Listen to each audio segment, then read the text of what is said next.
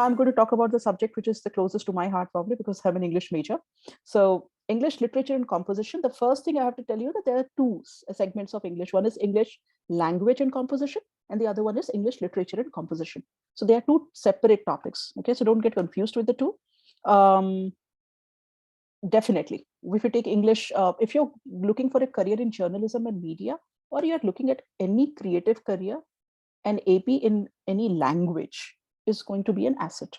Okay, now in AP English, basically English literature and composition is an introductory college level literary and analysis course. So there is no prescribed syllabus. So don't think that there are 10 texts and you have to read those texts and you have to be prepared on that. Okay, what they basically do is they want to check whether you have developed certain skill sets of reading and analyzing texts. Okay, so like character, setting, if you talk about perspective, if you talk about figurative language, are you able to look at those nuances? Are you somebody who knows how to find those, how to analyze those, and how to create a coherent structural answer for those? Okay, so here there are two courses. So I've added, actually I was supposed to talk about English literature and composition. I thought that we just talk about language too, because they're very similar. So we have two. One is English language and composition. This one is more, it will be more suitable for journalism. There was a question on that. Okay, so this one is literature is more literary. It's not that it's not going to help you. It's definitely going to boost your CV. Okay, so here what happens is they give you, evidence-based thing in non-fiction. So the clue here is, here it will be rhetorical analysis of non-fiction tests. Okay, and here we basically have imaginative literature, what we know as fiction. So that will be the difference, or primary difference. So who should prepare for this program? Anybody who loves to read, anybody who has a feel for language. Yes, whether you are trained, whether you're confident or not, those are secondary things. But you have to have some kind of reading habit to be able to prepare for this. So if you're somebody who loves to read blogs, nonfiction, science-based articles, then language and composition is the better one for you. If you're somebody who likes to read, like me, if you love to read novels, if you love to read poetry, okay, then AP English literature and composition is for you. What if you're a student who had a reading habit and for the last 1 or 2 years you haven't read? That's fine. You can still prepare because you won't lose your skills. Okay, you may need some time to get back to the groove, but you can still prepare.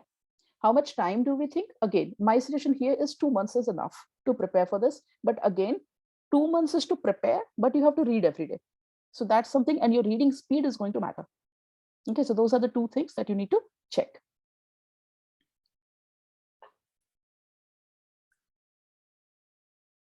Now, let me clear this. We're going to talk about the exam. So this is the focus of the literature paper. This is just a, like a statement of purpose, which I lifted from the College Board website. So it is there. Okay, so I'm not going to explain this a lot, but just remember that, as I said, it will be figurative language. You have a similar, statement of purpose for the language section also. Okay, and understanding this is very, very important, because, by the way, this is not more for the students, it's more for the teachers, those who are guiding the students, because then you will understand how do they score, how do they score somebody on a response to something which is a fiction or a work of fiction. These are the dates I think will be available there. So that will be, this was the 2021 date, and my bad, I just pasted that. 2022, I think it's 12th May. So the date is there. Okay, exam duration is 180 minutes, 3 hours. You have section 1. Again, this is the section which decides your score. Ultimately, this is the section which will decide your score. Okay, so 55 questions, 60 minutes. Don't think that you have to get a 55 on 55 to get a perfect score. It's not like that. Actually, students who got 37 to 38 in the paper got a perfect score. Okay, so don't think that you have to score, a full mark, or you have to get every question correct. Then you have 5 sets with 8 to 13 questions per set.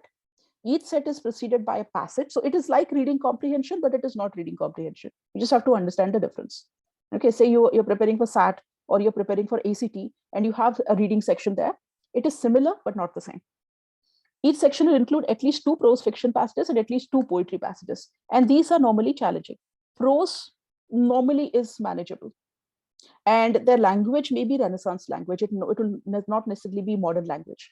So it can be, say, Victorian English, or it can be old-fashioned English. Okay, Now, this is the English literature paper. Language is similar. The pattern is similar. Just replace fiction with non-fiction, you'll get the picture.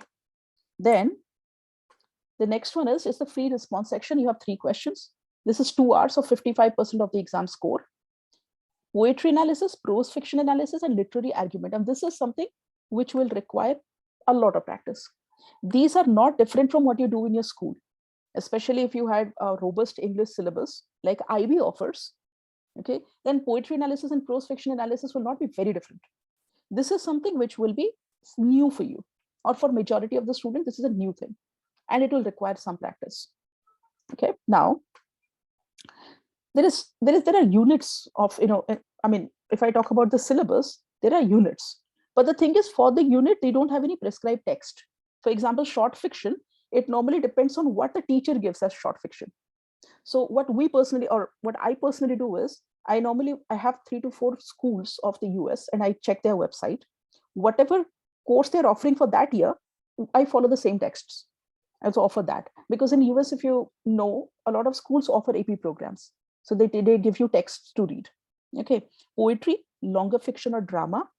Of late, Henrik Ibsen has been very popular as a source.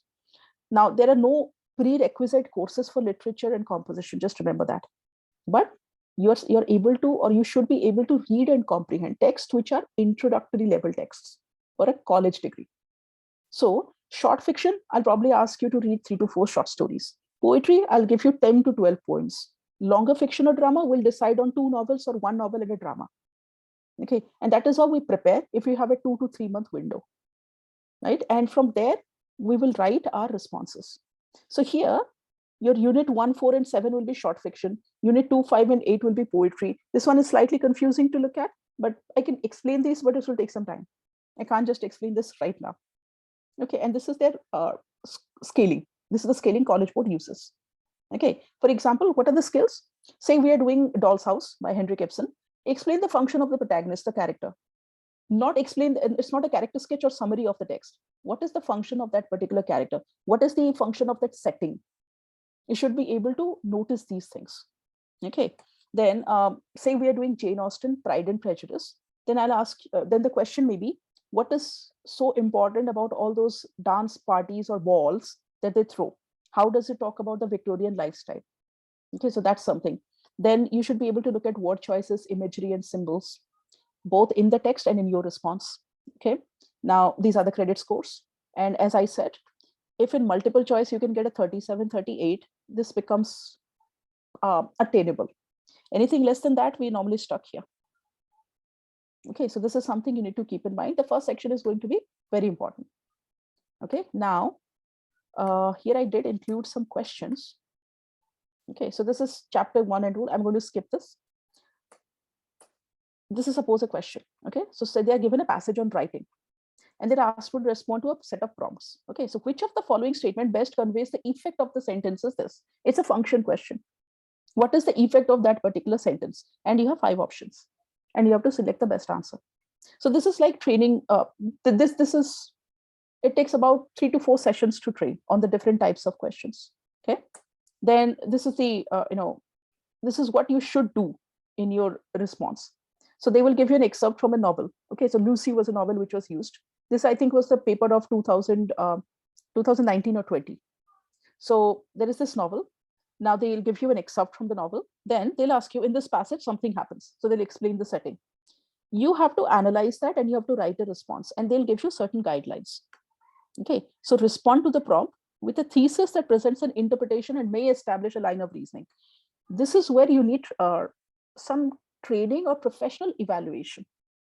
So what we personally do is we give students different prompts. We ask them to write, and then we evaluate.